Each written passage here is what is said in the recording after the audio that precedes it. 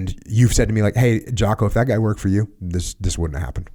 And I actually have documented cases where I had guys that actually worked for me that were freaking awesome guys, would do absolutely anything I asked them to do, were totally professional in training, totally professional in combat. And when they worked for me, they were freaking awesome. And then they worked for someone else and they would get in trouble. And I had pretty significant punishment administered to these individuals.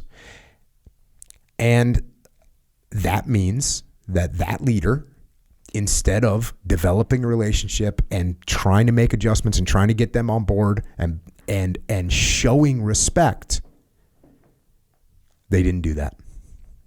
Those particular individuals you're talking about too, we were talking about very strong-willed people who are default aggressive, and they're not. I don't have time for someone that they see as a weak leader they don't respect. So, yeah, I reacting extremely poorly. And what you're talking about is just de-escalating the situation. Totally de-escalating. Whereas if you demand respect, you're escalating that situation versus actually let's de-escalate. I'm thinking about that as you're saying it, and we have to correct this misperception all the time. And I think a lot of people, when I hear those kind of comments from leaders that we work with, which happens a lot, they think that in the military, it's just a bunch of Terminator robots. They're going to just carry out orders and do exactly what you say with no pushback whatsoever. And so they don't know how to react to that. Like, well, they just need to do what I say, rather than, okay, they're human beings, so I need to actually explain it to them. And if you can turn that around, I mean, that's the power of extreme ownership, and recognize, okay, I need to do something better to actually get that person on board. One of the things I've learned from you is, like, when somebody's complaining, you should actually listen to them.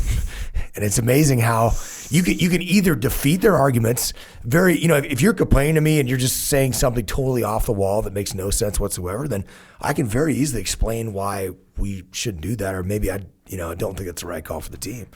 And I mean, I should be able to make that very obvious if it is that obvious.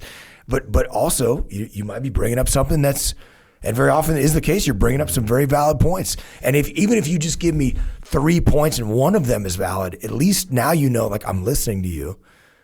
You leave that conversation with, like, well, finally, like, they understand, what I bring to the table. So it feeds your ego, and I can make some little small change or minuscule thing that can help you.